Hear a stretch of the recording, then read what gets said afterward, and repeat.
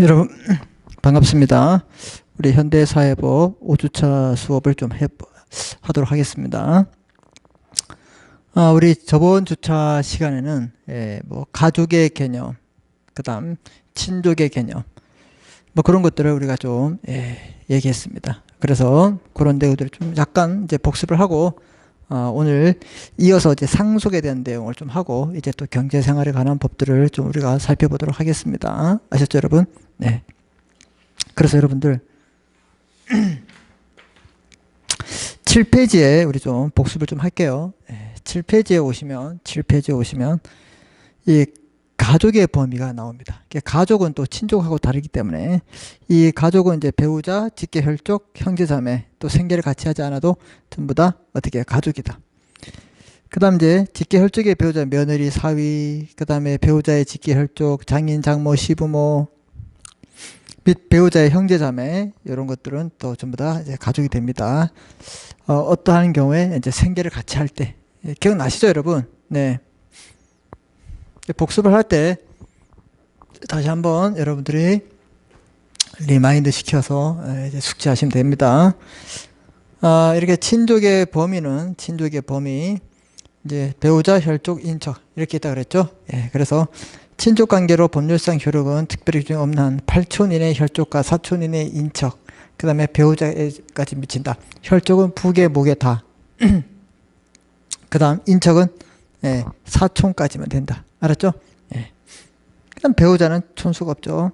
그래서 이런 인척 중에는 이제 혼인을 통해서 이제 가족 관계가 형성을 됐는데 어떤 게 있냐면 배우자의 혈족, 혈족의 배우자, 그 다음에 배우자의 혈족의 배우자. 그런데 혈족의 배우자의 혈족은 우리가 어떤 관계냐? 바로 이 사돈지간이기 때문에 우리 친족이 아니에요. 그리고 이제 겹사돈 있죠, 겹사돈. 그런 것도 가능하다. 드라마 보면 많이 나오잖아요. 그 겹사돈. 자, 그 다음 3번 가족과 친족의 부양 의무가 있습니다. 부양이란 이제 자기의 자력 또는 근로에 의해서 생활을 유지할 수 없는 친족에게 경제적으로 도움을 주는 거라고 말씀드렸죠. 네. 이제 부부는 서로 부양해야 된다. 뭐 그거 여러분이 기억하시고, 그 다음에 뭐 직계 혈족이나 그 배우자도 그 생계를 같이 하지 않는 경우에도 부양 의무가 있습니다. 그 밖에 친족에는 이제 생계를 같이 하지 않으면 어떻게 해요? 부양 의무가 없죠. 이 말은 반대로 해석하면 생계를 같이 했을 때 이제 부양 의무가 생긴다. 자, 그 다음에 이제 뭐 가족과 친족에 의해서 고소와 처벌은 뭐 이렇게 특별한 경우는 이거를 한번 읽어보세요. 그 다음 페이지 보시면 이제 가정 우리 폭력에 대해서 뭐가 중요하냐면 신체적, 정신적, 재산적인 대한 피해가 있을 때 우리는 뭐라 그러냐? 가정 폭력이랍니다. 가정 구성원이 있는데 배우자, 당연하죠? 또는 배우자였던 사람, 또는 자기 또는 배우자의 직계 좀비속 같은 그런 관계, 계모, 그다음에 서자, 적자, 그다음에 동거하는 친족 다 포함된다.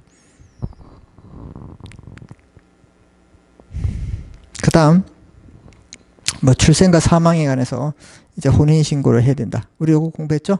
그래서 1개월 내에 해야 되는 거 그런 거 기억하시고, 그다음 이제 가족관계 등록부가 있는데 가족관계 증명서, 기본증명서, 혼인관계, 양자, 친양자 이렇게 있어요.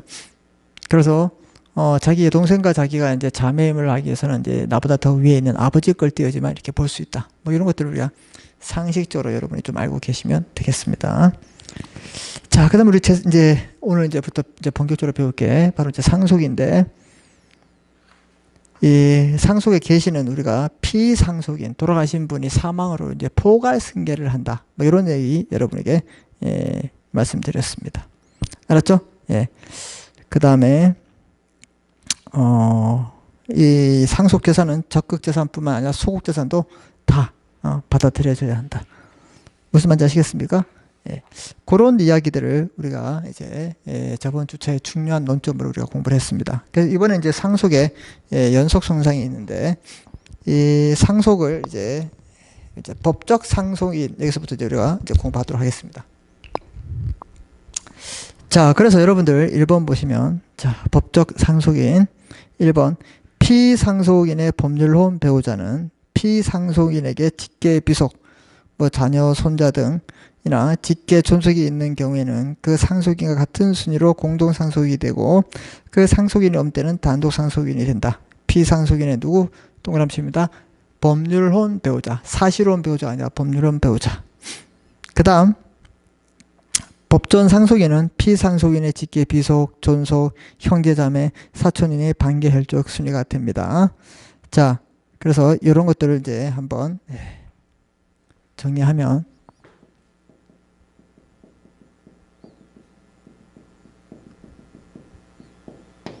법적 상속 순위가 이렇게 됩니다. 1순위, 2순위, 3순위, 4순위. 요거 반드시 비존 형사 이렇게 여러분이 기억하십시오. 알았죠? 요 순서 상속 순위 여러분 꼭 기억해야 됩니다. 비존 형사. 얘는 직계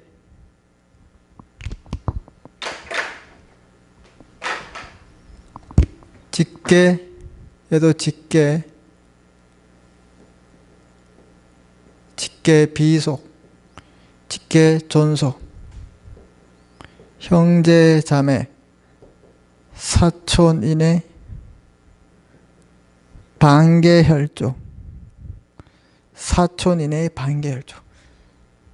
자, 배우자 같은 경우에는 이렇게 됩니다. 배우자. 자, 일단은 상속 순위에 배우자가 1순위가 되고 배우자는 무조건 1순위가 돼요. 그리고 직계 비속 자녀들이 있으면 1순위가 됩니다. 1순위.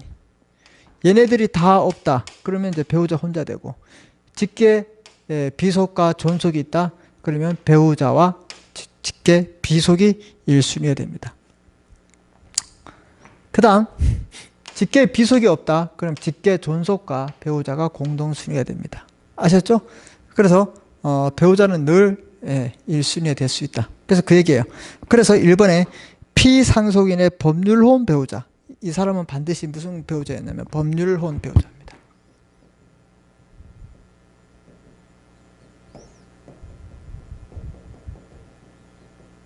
사실혼 아니다. 법률혼 배우자만 해당된다. 이렇게 여러분이 보시면 됩니다. 자, 그래서 피상속인의 법률혼 배우자는 피상속인에게 직계 비속, 존속이 있는 경우에 그 상속인과 같은 순위로 공동 상속이 되고 그게 바로 이거예요. 배우자는 얘들이 있으면 얘들이랑 공동 상속, 이분들이 있으면 이분과 공동 상속이 된다. 그래서 제가 이렇게 적었다. 이해되시죠? 이렇게 하면 이해될 겁니다. 그 상속인이 만약에 없다 그러면 단독 상속인이 된다. 이해됐죠? 네. 자, 그 다음에 2번 법적 상속인의 피상속인 법적 상속인이 피상속인의 직계 비속 1순위 된다. 비속 자식들. 그 다음에 2순위 존속. 근데 항상 이게 배우자는 같이 따라갑니다. 알았죠? 그 다음에 형제자매, 사촌인의 반계 혈족. 아무도 없을 때. 4순위까지 없다. 이렇게 됐을 때는 국고에 기속될 수밖에 없습니다. 자, 그래서 직계 비속의 비자, 존속의 존, 그 다음에 형제자매의 형, 사촌인의 사, 비존 형사 이렇게 된다. 그리고 어떻게 된다? 배우자는 1순위와 2순위에 있을 때는 공동 상속인이 된다. 요거 기억하시고. 자, 그 다음에 피상속인의 아들과 어머니, 여동생, 조카가 있는 경우 1순위자는 아들만 상속받는다. 피상속인의 아들과 어머니, 여동생과 조카가 있는 경우 1순위자인 아들만 상속받는다. 이게 뭔 말이에요? 피상속인 돌아가신 분의 아들이 있고 그분의 어머니가 있다. 자, 이게 이 얘기죠. 피상속인에게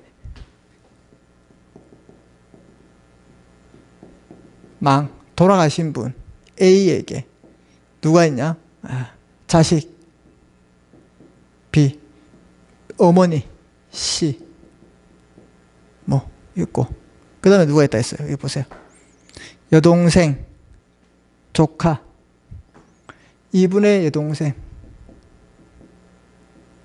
이분의 조카, 이렇게 했어요. 자, 그럼 1순위가 누구예요? B속이 있나? B속이 있죠. 얘가 된다. 배우자 없죠.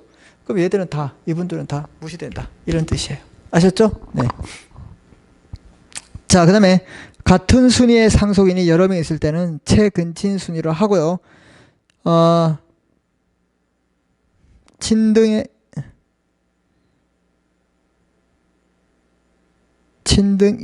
오타 났네.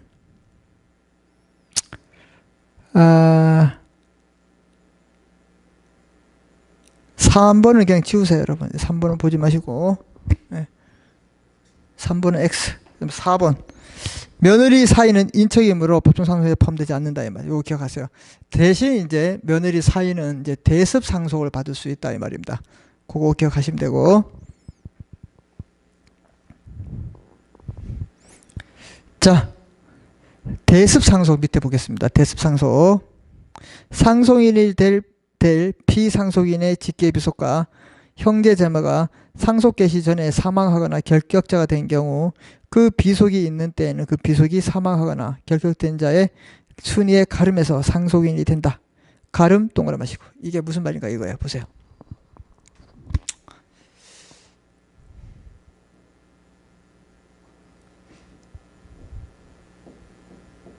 이게 뭐 같아요? 비행기예요, 비행기.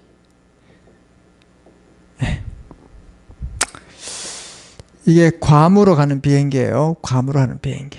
여기에 A라는 아버지가, 그 다음에 B라는 딸, C라는 손녀, 이 딸은 남편, D가 있었습니다. 이 사람은 이제 제외하고 이렇게 이제 비행기를 타고 괌으로 놀러 가다가 비행기가 추락했어요. 추락해가지고 전원이 사망했다. 전원이 사망했다. 이런 거 뉴스에 많이 보잖아요. 이런 사망을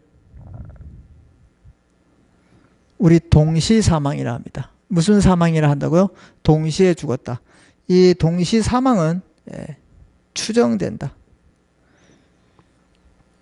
제가 설명드렸죠. 이 추정이란 말은 반대 증거가 있으면, 반증이 있으면 번복되는 거야. 무슨 뜻이냐? 일단은 이게 A, B, C가 다 동시에 죽었다 이 말입니다. 동시에 죽었다고 추정되는데 나중에 보니까 딸이 울고 있어요. 뭘 틀어보니까, 휴대폰 녹음기를 틀어보니까 딸이 울고 있어요. 그럼 아버지가 먼저 죽은 거예요? 딸이 먼저 죽은 거예요? 딸이 먼저 죽은 게 아니라 아버지가 먼저 죽었죠. 그러한 반대 증거가 있을 때 이 추정이 안 된다. 그러면 동시 사망이 아니라 그때는 뭐야? 순차 사망이 된다 이 말이에요. 무슨 말인지 됐죠, 여러분? 자, 그러면 이게 왜 중요하냐? 이렇게 동시에 사망을 하면요. 동시에 사망을 하면 이 상속이 안 일어납니다. 상속이 안 일어나요. 그럼 상속권자가 없는 거예요. 그럼 이 아버지가 돌아가셨는데, 원래 아버지가 먼저 돌아가셨으면 어떻게 돼요? 상속을 딸이 받는 거죠. 1초라도 더 먼저 돌아가셨으면 동시에 사망했기 때문에 안 되는 거잖아요. 그래서 딸이 지금 비속이잖아. 배우자 없잖아요. 존속이 있어요? 없죠. 지금 동시에 죽었는데 아무도 없어. 형제 자매가 있었어요. 그래서 여기 이 사건은 이제 형제 자매하고 여기에 사위, 남편, B의 남편,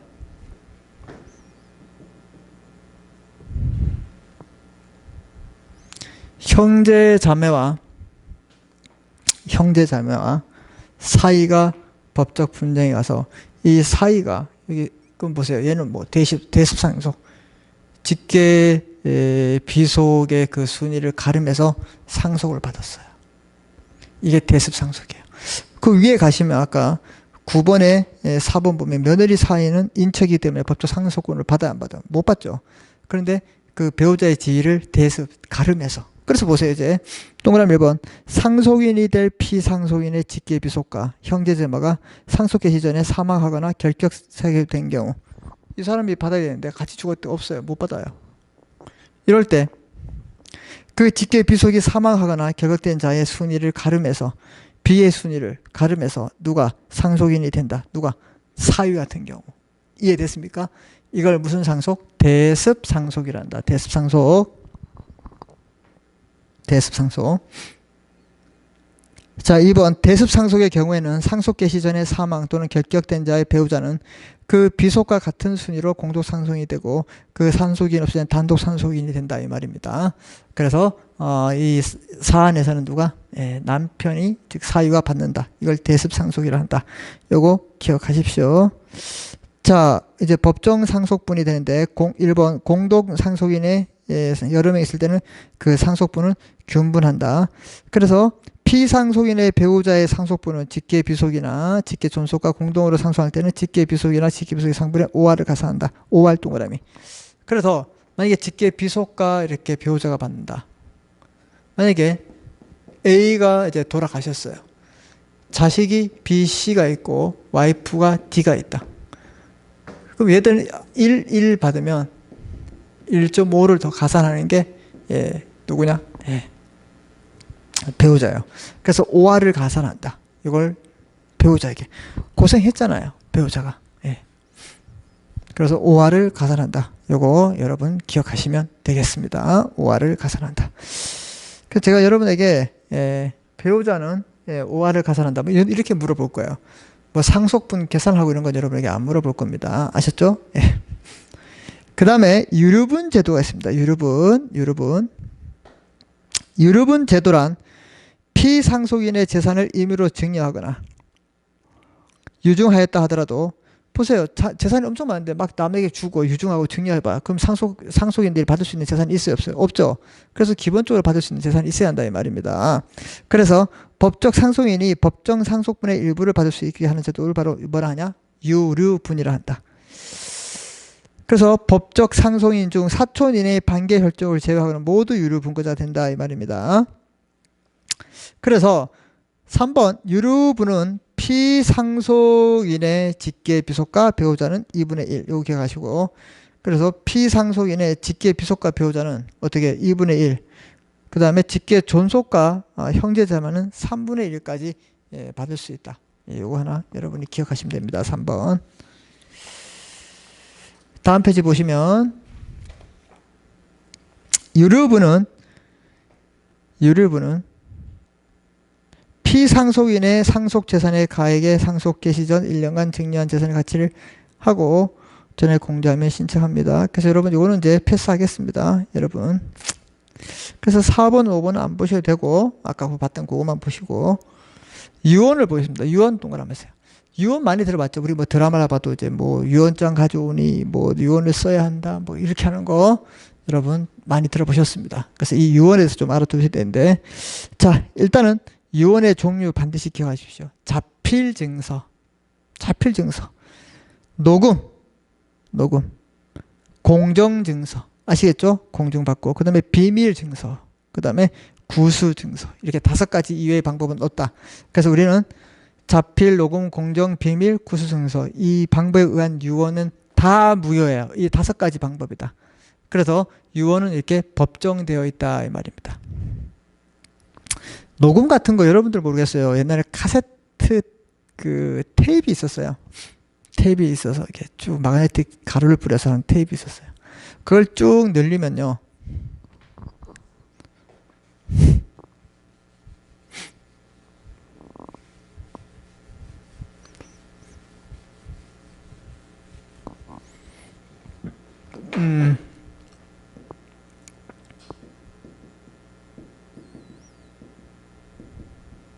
이렇게 놓으면 이게 돌아가는 게 있었어요. 이렇게. 혹시 여러분 보셨는지 모르겠다. 그래서 이 테이프 이렇게 쭉 나눠져 있어요. 이 위에 이제 마그네틱이 있어서 이제 소리가 나는 거죠. 이걸 쭉 늘린다. 늘리면 늘어나죠. 금 1억 원을 A에게 준다. 이렇게 녹음을 했어요. 예를 들어서. 근데 A가 너무 기분 나쁜 거예요. 다른 애들한테 2억을 주면 자기한테 1억을 준다고 했던 걸 들었어요. 그래서 테이프를 늘렸어요. 늘려서 틀어보니까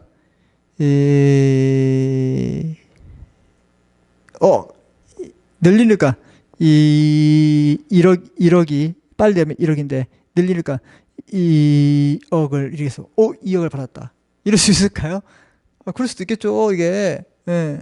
그래서 지금 이렇게 못하죠. 예. 옛날에는 저런 게 있었어요. 많이 있었어요.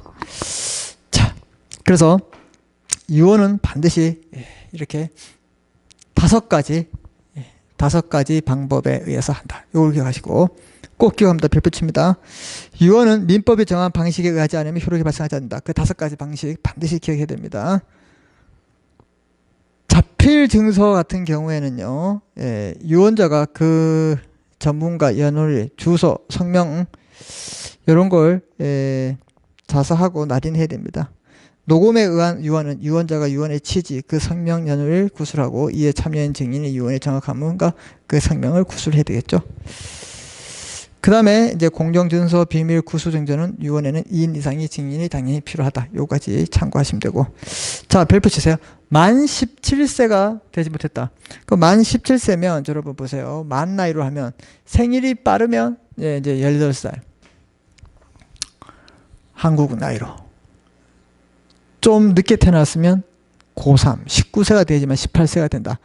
그래야지만 유언을 해야지 법적으로 유효한 뭐가 되냐? 유언이 된다. 무슨 말인지 알겠습니까? 그래서 아무나 유언을 할 수 있는 거 아니에요. 만 17세에 달하지 못한 경우는 유언을 하지 못한다. 여러분이 이렇게 알고 계시면 되겠습니다. 유언은 유언자가 사망한 때로부터 그 효력이 생깁니다. 당연하겠죠? 자, 그 다음에 이제 상속의 포기와 한정 승인인데, 포기 동그라미 밑에 큰 제목 한정 승인 동그라미 하십시오. 자, 우리 이제 상속이 일어나면요, 적극 재산뿐만 아니라 문제가 많아요. 소극 재산도 우리가 받는다 이 말입니다. 그래서 채무도 우리가 받아야 되는데, 이 받는 채무, 받는 재산보다 채무가 더 많다. 이러면 그 받으면 안 되겠죠. 그래서 이제 상속을 포기를 하거나 또는 한정 승인을 한다 이 말입니다. 그래서 이러한 경우가 필요하다. 그래서 이제 보통 살면서 빚이 없이 사는 것도 사실 훌륭하게 잘 산 겁니다. 죽을 때까지 빚이 없었다. 너무 잘 살았죠. 그런데 빚이 많다. 필요한 빚이 있겠죠. 뭐 주택을 사기 위해서 담보를 맡아서 했다. 뭐 이런 거 어쩔 수 없는데 개인적으로 빚이 많다 이러면 문제가 큽니다. 그래서 이런 빚이 너무 많았을 때는 상속을 포기하거나 한정 승인한 제도이기 때문에 여러분이 참고할 수도 있습니다. 그래서 포기해 보세요. 상속인은 상속 개시가 있음을 안날로부터 안날 동그랍시다. 안날 알았다. 상속이 개시됐다. 알았어요. 3개월 내에 가정법원에 단순 포기, 단순 승인 또는 포기 또는 한정 승인의 신고를 할 수 있다. 상속 받아들이겠습니다. 나 포기하겠습니다. 나는 한정 승인하겠습니다. 이걸 해야 한다 이 말입니다. 어디? 상속 개시가 있음을 안날로부터 3개월 내. 그러면 상속 개시되면 다 알죠. 알았죠? 3개월 내에 하는 거야. 그 기한 내 이해관계인 또는 검사의 청구에서 가정법원 이를 연장할 수도 있어요. 그 다음에 두 번째, 왜 검사가 나와? 검사는 일정한 경우에 사법상 바로 공익의 대변인이 되기 때문에 나온다. 이렇게 보시면 되고. 자, 2번. 상속의 승인이나 포기는 취소하지 못해요. 한번 하면 상속 개시된 때 소급해서 그 효력이 있다. 소급.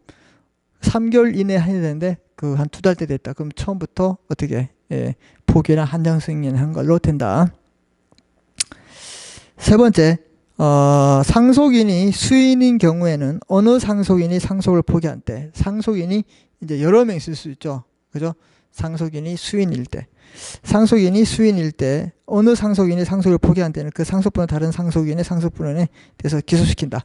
그래서 이제 3명이 있으면 1명이 포기했다. 이 사람의 비율은 나머지 2분에게 n분의 1로 기소된다. 이렇게 되겠습니다. 그래서 포기할 수 있어요.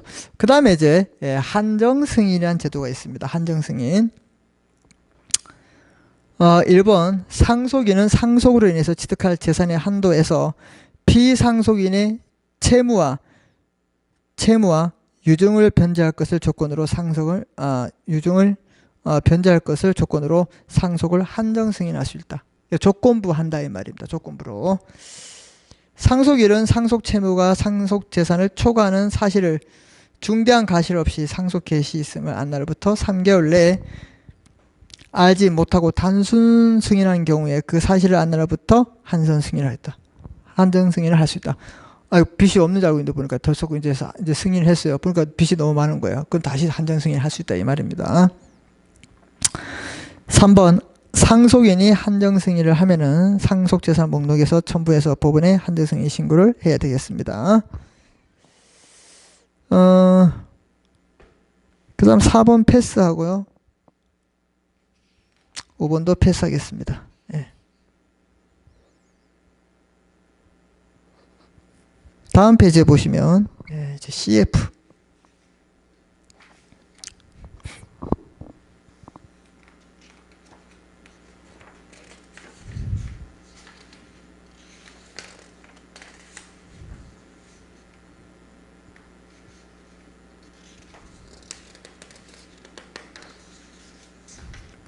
보시면 여러분 상속인의 보호제도, 상속의 포기와 한정승인, 상속회복 청구권이 있는데요. 피상속인이 상속받는 사람들이 적극재산보다 소극재산이 많이 남길 경우 피상속인이란 말은 돌아가신 분이죠. 피상속인이 그러니까 상속인들이 보니까 적극재산보다 소극재산이 많아요. 법적 상속인은 상속 개시 있음을 안 날부터 3개월 내에 가정법원에 상속 포기를 신고할 수 있다 했죠. 그 기한 내 이해관계인 또는 검사 청구에서 연장할 수 있다고 했고, 자 그런데 두 번째 짝대기 보시면 상속인이 여러 명이 있는 데에는 어느 상속인이 상속 포기한 때는 그 상속분은 다른 상속분에 기속한다고 아까 했죠. 정리하는 겁니다. 자, 그 다음에 상속인은 상속으로 인해서 취득할 재산의 한도 내에서 채무와 유증을 변제할 조건으로 한정 승인할 수 있다. 그리고 상속이 그 참칙 상속권자, 자기가 갑자기 나타나지고 자기 상속인이다 이렇게 말하는 사람을 우리가 참칙 상속권자라고 합니다. 에 의해 침해된 때에는 상속권자 또는 그 법정 대리인은 그 침해를 안 날부터 3년, 있은 날부터 10년 내 상속회복소를 제기할 수 있다. 상속회복의 소송을 제기할 수 있다. 요거 여러분이 좀 기억하시면 되겠습니다. 그래요. 이렇게 보시고 이제 우리 이제 또 테마를 지금까지는 우리 이제 민법의 이제 친족 상속에 관해서 배웠고 이제는 계약을 좀 배웁니다. 그래서 경제생활가법 첫 번째 계약과 금전거래 상품 서비스 이런 내용들이 나옵니다. 좀 보시면 잠깐 지울 테니까 여러분 거기 위에 CF를 다시 한번 읽어보고 계세요. 예. 제가 이걸 좀 지우겠습니다.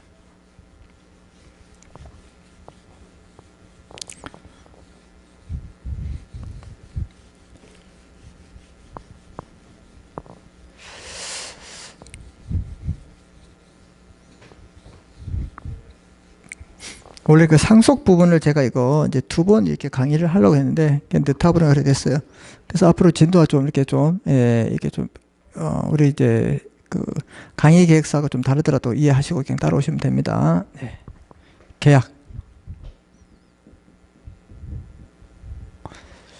계약은 법률 행위인데 이게 보세요. 이 집에 대해서 A가 이렇게 합니다. 야, 너 이거 3억에 살래? 이렇게 했어요. 이걸 청약이라는 의사표시라 그래요. 그리고 얘는 좋아. 살게. 이런 의사표시를 했다. 이걸 승낙이랍니다. 그래서 이거 청약과 승낙의 의사표시가 합치가 일어나면 우리는 뭐야? 계약이 성립됩니다. 성립.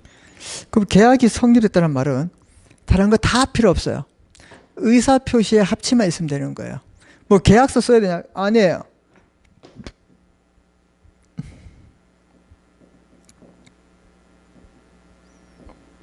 계약서 작성 이런 것들은 계약 성립과 아무런 관계가 없다.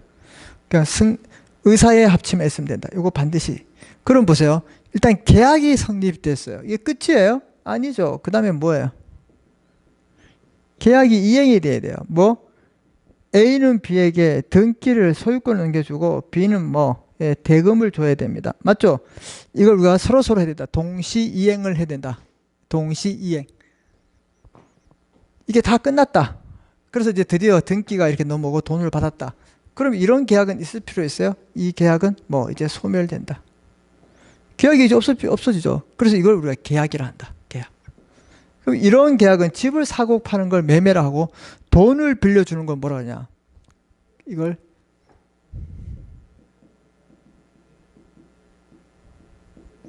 금전소비대차라고 그래요. 금전소비대차.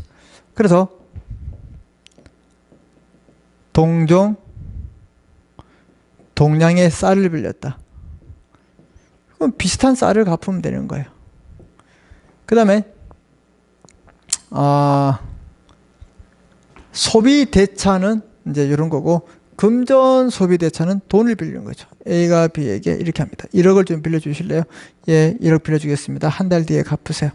이렇게 하는 게 금전소비대차. 일반 소비대차는 뭐 쌀을 빌거나 뭐 이렇게 했을 때 동종, 동량의 것을 갚는 걸, 이걸 우리가 소비대차랍니다. 그래서 이제 이런 것들을 배우는 겁니다. 자, 보세요. 계약. 이해됐죠, 여러분? 예, 큰 개념을 기억하시고. 계약이란 사법상의 일정한 법률 효과를 발생하려 목적하는 사법상이란 말은 사인과 사인 간의 관계예요. 보세요. B, 사인이잖아요. 얘도 사인이잖아요.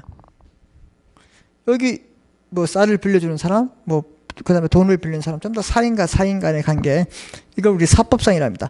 사법상 일정한 법률 효과를 자, 동합시다. 법률 효과. 이런 법률 효과는 바로 뭐냐? 이거죠. A는 여기서 보세요. A는 뭐예요? 대금을 3억 받는 게 법률 효과고, 얘는 뭐래요? 등기를 가져오는 거예요. 그래서 이 사람을 뭐라 그러냐? 매도인이라고 합니다.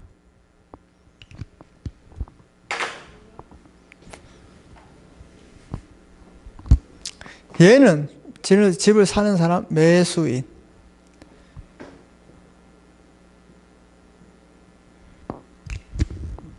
매도인, 매수인.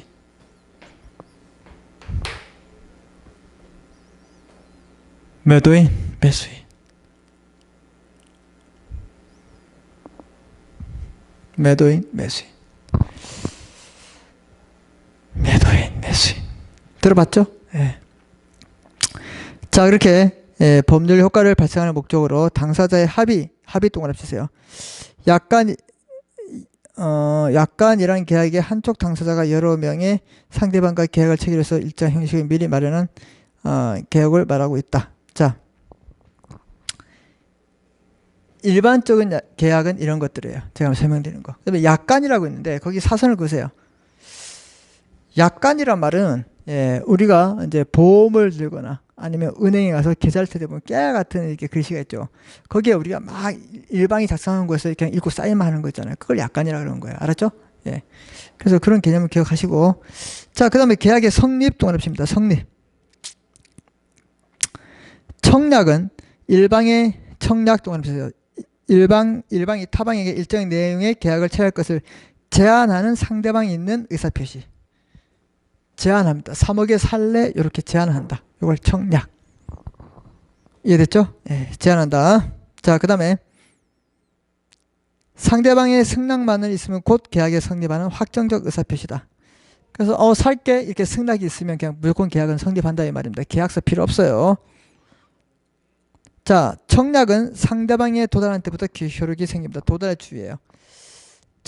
계약의 청약은 구속력이 있으면서 구속력이 있기 때문에 이를 철회하지 못한다. 살래하고 없던 걸 이렇게 못한다. 그 말은 뭐냐? 이 청약의 의사표시가 상대방에게 도달하면 못해요. 그러면 이 의사표시가 얘에게 도달하기 전에는 처리할 수 있을까 없을까요? 할 수 있다. 그래서 여기는 무슨 말인가? 계약의 청약은 구속력이기 때문에 이를 처리하지 못한다. 이 말은 도달 전에는 할 수 있고 도달 후에 의사표시가 도달한 후에는 못한다 이 뜻입니다. 아셨죠? 그거 기억하시고. 승낙은 계약을 성립시킬 목적으로 청약의 상대방의 청약자에게 하는 의사표시다. 알겠다, 사겠다. 알았어, 좋아, 살게. 이런 의사표시. 알았죠? 어렵지 않죠, 여러분? 예, 따라오시면 됩니다. 자, 청약에 대한 승낙의 여부는 자유이나 청약자가 승낙 기간을 정해서 청약 의사표시를 한 경우에는 그 기간 내에 해야 돼요. 자, 이거 3억에 살래? 뭐 일주일 내에 말해줘. 뭐 일주일 내에 해야 돼요. 한참 있다가 10년 뒤에 이렇게 했다. 좋아. 그 승낙은 효력이 있을까 없을까요? 없다 이 말입니다. 그래서 청약자가 승낙 기간을 정해서 청약의 의사표시를 한 경우에는 그 기간 내에 청약자가 승낙의 의사표시를 도달해야 됩니다. 자, 민법은 요거는 여러분 민법은 떨어져 있다 이런 격지자는 이제 발신주예요. 그래서 여러분 요거는 이제 여러분 몰라야 돼요. 예, 몰라도 되고 여러분 여기까지만. 자, 이렇게 계약의 성립은 어떻게 한다? 성립 동그라미 치시고 거기 이 동그라미 2번의 계약의 성립은 어떻게 의사표시 합치해서 한다. 알았죠? 계약서 같은 거 작성하는 데가 아니다. 그 다음 보세요. 계약의 체결 방법 보세요. 자, 구두 계약도 계약이에요. 그래서 보세요. 계약은 구두로 성립함이 원칙이다. 구두 동그라미 치시고 당사자의 의사표시가 합치하면 계약이 성립되고 그 밖에 다른 형식이나 절차가 필요하지 않는다. 그러므로 반드시 계약서를 작성하는 것은 아니다. 별표 칩니다. 계약서를 작성하는 거 우리 나중에 뭐 때문에 쓰냐. 이 계약서는 나중에 증거 자료로 쓰기 위해서. 소송이 붙었을 때 증거 자료. 증거 자료이지 이 계약서 때문에 이게 계약이 성립하는 건 아니다. 이건 반드시 중요합니다, 여러분. 하지만 일정한 경우 요식 계약의 경우에도 있다. 이럴 때는 어떻게 해요? 예. 계약서의 작성은 거래의 사실과 내용이 명확하므로 법적 분쟁이 발생 소지가 적게 한다 이 말입니다. 그래서 나중에 법적인 분쟁 자료로서 계약서를 쓰면 되기 때문에 계약 성립에는 아무런 문제가 없다 이 말입니다. 그거 여러분이 꼭 기억하시면 되겠습니다. 아셨죠, 여러분? 네. 잘 따라오고 계시죠? 네. 자, 그 다음에 계약의 효력이에요. 이제 보세요. 계약이 성립되면 이행한다는 말은 이제 계약이 효력을 발생한다 이 말입니다. 계약만 성립하면 뭐예요? 이행을 해야죠. 그래서 일정한 효력이 발생해야 되겠죠. 효력. 계약의 효력이 발생해야 됩니다. 계약의 효력이 발생해야 되는데 계약이 성립하면 계약의 당사자는 보통 서로 대가적인 채무를 지는 쌍무계약 동을 칩니다. 쌍무계약. 뭐냐? 얘는 등기를 넘겨줘야 되고 얘는 뭐예요? 대금을 해주는 서로 대가적인 의무를 부담하는 무슨 계약이다? 쌍무계약이다. 이런 것들 서로 대가적 의무를 부담하죠. 그럼 서로 쌍무계약이다. 그럼 일방만 하는 것도 있겠죠. 그런 것들은 편무계약이라 합니다. 그 대가적인 재산상의 출연을 전제하기 때문에 우리 유상계약이다. 유상계약. 쌍무 또는 서로 대가가 있어야 되니까 우리는 무상이 아니라 유상계약이다. 쌍무계약, 유상계약. 쌍무계약, 유상계약 이렇게 여러분이 아시면 되겠습니다. 쌍무계약, 유상계약. 자, 그래서 쌍무계약에서 계약의 당사자는 상대방 계약의 내용에 쫓은 채무를 이행할 때까지 자신의 채무를 이행을 거절할 수 있다. 이거 뭐라 그러냐? 아까 말씀드렸죠? 자, 얘는 등기를 안 넘겨주고 돈만 달라 한다. 아니 돈을 줬는데 등기를 안 넘겨준다. 서로 어떻게 같이 해야 됩니다. 동시 이행을 해야 됩니다. 이런 것들을 뭐라 그러냐? 동시 이행이다. 동시 이행. 그래서 항변권이라는 말은 네가 안 하는데 내가 왜 하냐? 같이 하자 이렇게 말할 수 있는 게 항변권. 그래서 동시이행의 항변권이 되겠습니다. 동시이행의 항변권. 자, 유상계약에서 계약의 목적물에 하자가 있을 때, 자, 계약 목적물에 하자가 있을 때 그런 목적물을 제공한 채무자가 책임을 진다. 이걸 오늘 하자 담보 책임이에요.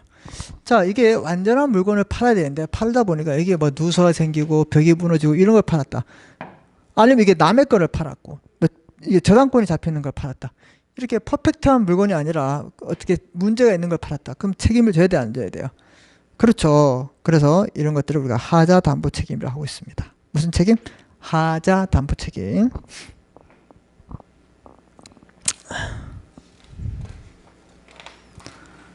자, 그 다음에 보세요. 쌍무계약의 당사자 일방 채무가 당사자의 쌍방의 책임 없는 사유로 이행할 수 없게 된 때 채무자는 상대방의 채무 이행을 청구하지 못한다. 즉 채무자 위험 부담주의예요. 자, 이게 무슨 말인가? 우리가 이제 김장철에는 배추가 필요하죠. 무. 그래서 이제 현지에 있는 무를 사러 갔습니다. 배추랑 계약을 했어요. 사겠습니다. 알겠습니다. 그래서 이제 언제까지 우리가 이제 출하하겠습니다. 이렇게 했는데 갑자기 출하하기 전날에 비가 왔다. 이거는 이제 어떻게 해요? 누구의 잘못도 없죠. 이렇게 할 때 이럴 때 어떻게 할 것인가? 채무자가 그 위험을 부담한다. 그런 뜻이에요. 예. 뭐 그렇게 간단하게 여러분 참고로 보시고. 예. 그 다음에 계약의 해지와 해제가 있어요. 자, 보세요.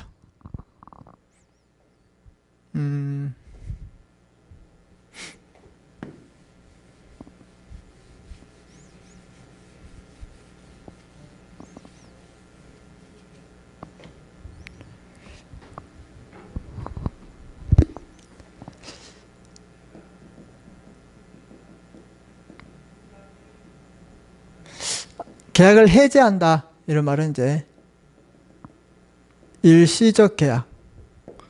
이렇게 이 집을 한번 사고 팔 때 문제가 있었다. 아, 이분이 뭐 미성년자였다. 그럼 취소할 수 있고, 아니면 이게 남의 땅을 팔았다. 없는 걸 팔았다. 그래서 이제 문제가 있을 때 그 계약을 이제 소급해서 없던 걸 이제 할 수 있습니다. 그래서 이 계약을 해제한다. 이렇게. 그래서 항상 계약에만 해제한다. 이런 말 쓰는 겁니다. 해제한다. 일시적 계약은 해제. 그러면 소급.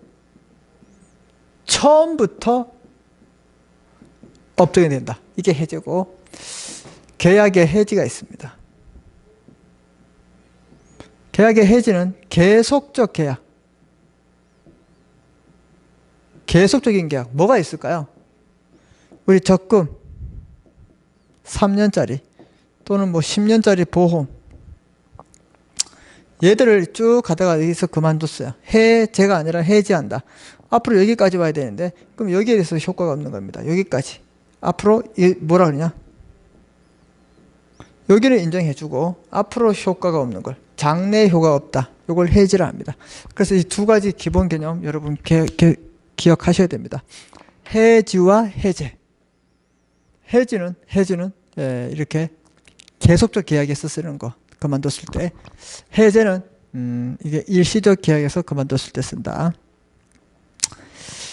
자, 그래서 계약의 해지와 해제를 보시면 계약 또는 법률의 규정에 의해서 당사자 일방이 쌍방이 해지 또는 해제의 권리가 있는 때, 내가 해지권도 할 수 있고 해제권도 할 수 있다. 그러면 그 의사표시를 해야 되는 겁니다. 알았죠? 그러니까 내가 이제 해제권을 가지고 있었어.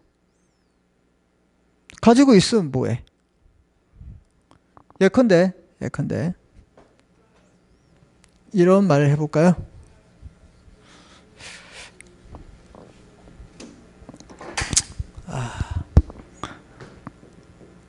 정기행위란 말이 있습니다. 기한이 정해져 있어요. 예를 들어서 결혼식이 12시예요.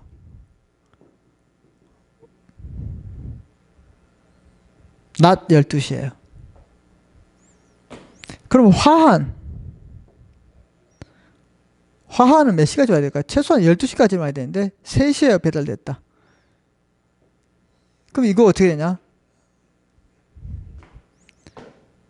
A라는 꽃가게에다가 B가 시켰어요. 화환을 갖다 주세요. 근데 이게 12시 전에 와야 되는데 3시에 왔다. 그러면 B는 A에게 해제권이 발생합니다. 해제권. 그럼 해제권을 발생하면 자, 이게 3시에 왔습니다. 해제하겠습니다. 이렇게 의사표시를 해야 되지. 해제권만 가지고 있으면 안 돼요. 중요합니다. 그래서 반드시 이 권리를 어떻게 해야 돼요? 행사해야지만 이 행위가 없던 게 되는 겁니다. 이해되셨죠? 자, 그래서 여러분들 보시면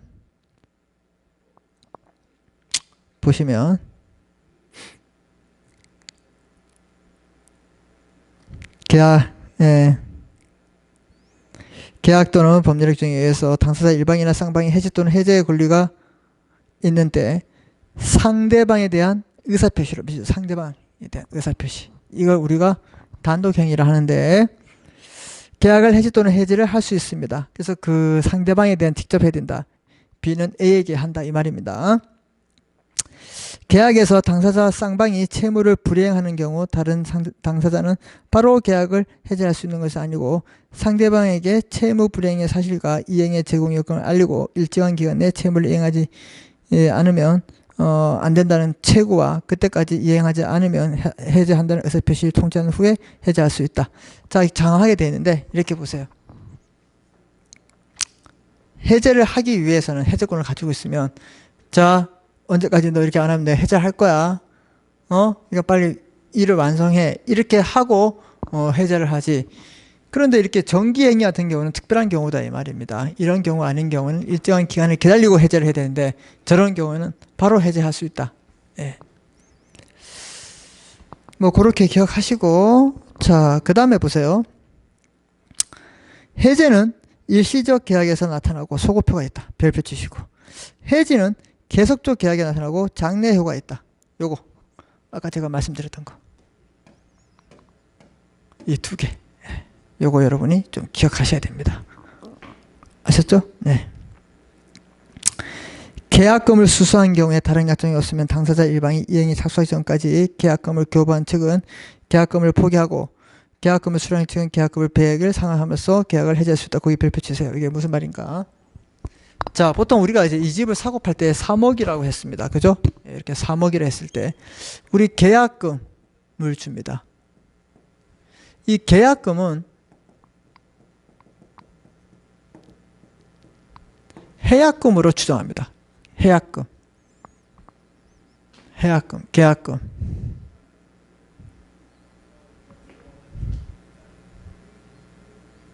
위약금 같은 경우는 손해배상으로 이렇게 하는데 일단 여러분 계약금을 주는 것은 해약금으로 우리가 추정한다.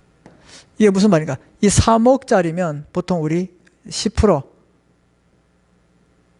3천만 원을 미리 줍니다. 누구? B가 A에게. 이거 왜 줄까?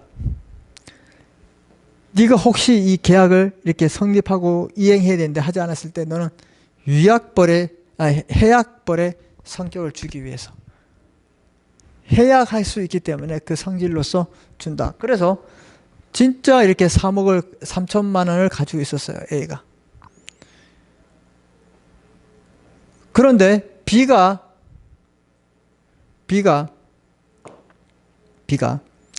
이거 사기 싫어요.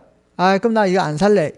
그때는 이 3천만 원 포기하는 겁니다. B가 했을 때는 포기하고 만약에 C라는 사람이 이걸 6억에 산다는 의사표시를 했습니다.